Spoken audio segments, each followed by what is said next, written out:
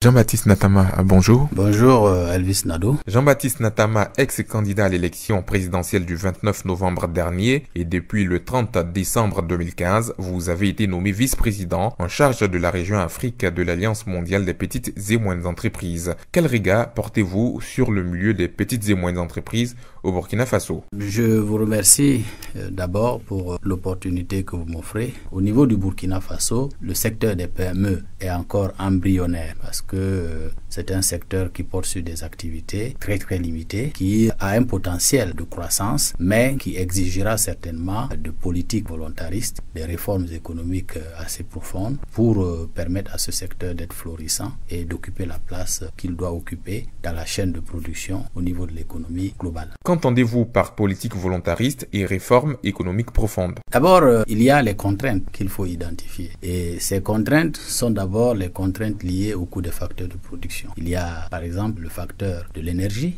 qui a un coût exorbitant et qui ne rend pas une entreprise compétitive. Il y a également la promiscuité du marché et la qualité des ressources humaines qui doit correspondre à des qualifications de standard mondial. Et tout cela, si ce n'est pas organisé par le processus de formation, par le processus de production et de redistribution de l'électricité, par le processus d'organisation des secteurs d'activité, les PME vont difficilement évoluer dans notre pays. Elles ne peuvent pas être compétitives. Et si elles ne sont pas compétitives, il va de soi qu'elles ne puissent pas occuper la place qu'elles peuvent occuper parce qu'il y a de la place dans la chaîne de production au niveau mondial, mais il faut être compétitif pour pouvoir s'insérer dans le dispositif. Quelles seront vos priorités au cours de ce mandat qui va durer 5 ans? C'est d'abord de faire un plaidoyer auprès des différents gouvernements africains pour qu'une place de choix soit accordée aux PME. Jadis, nos gouvernements avaient fait le choix de développer une industrie locale. Parfois, confronté à des marchés exigus, n'a pas permis de prospérer. Et confronté à des contraintes de coûts de facteurs de production, ces entreprises n'ont pas toujours été compétitives. Mais généralement favorisées par des situations de monopole, elles ont survécu tant bien que mal. Aujourd'hui, les monopoles ont disparu. C'est la compétitivité, c'est la compétition, c'est la concurrence. Et à ce niveau-là, il faut plaider pour que des politiques soient mises en place de nature à favoriser les PME parce que au lieu de voir les grosses entreprises qui ne peuvent pas compétir face aux grosses entreprises du monde, c'est de travailler à développer des secteurs de production qui s'inscrivent dans une chaîne de production pour permettre à nos économies de tirer profit de l'économie globalisée.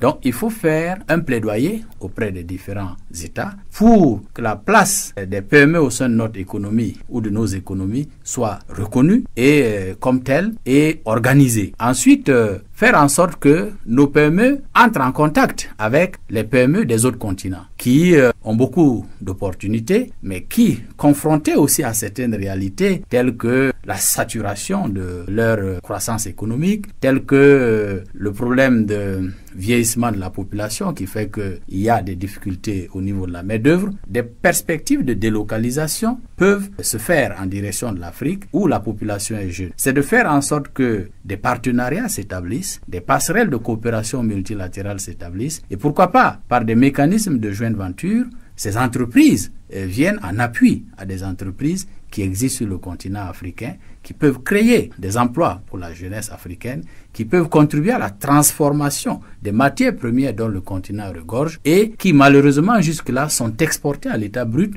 et ne contribuent pas à créer de la valeur ajoutée, donc ne contribuent pas à créer de la richesse au profit des populations africaines, donc ne contribuent pas à assurer une croissance économique véritable. Sur quelles ressources peuvent s'appuyer les petites et moyennes entreprises au Burkina Faso pour apporter leur part dans le développement du pays et le reste du monde? Les ressources humaines. Le continent africain est ce continent qui a la population la plus jeune du monde. Aujourd'hui, l'Afrique détient à elle seule 25% de la population jeune du monde. Et selon les tendances en matière de croissance démographique, l'Afrique va détenir d'ici une vingtaine d'années à peu près 50% de la population jeune du monde. Ça veut dire que c'est 50% de la force de travail. Mais cette force de travail ne sera capable de jouer un rôle que si elle est formée, si elle est qualifiée. Et c'est pourquoi nous devons mettre l'accent sur la formation de notre jeunesse.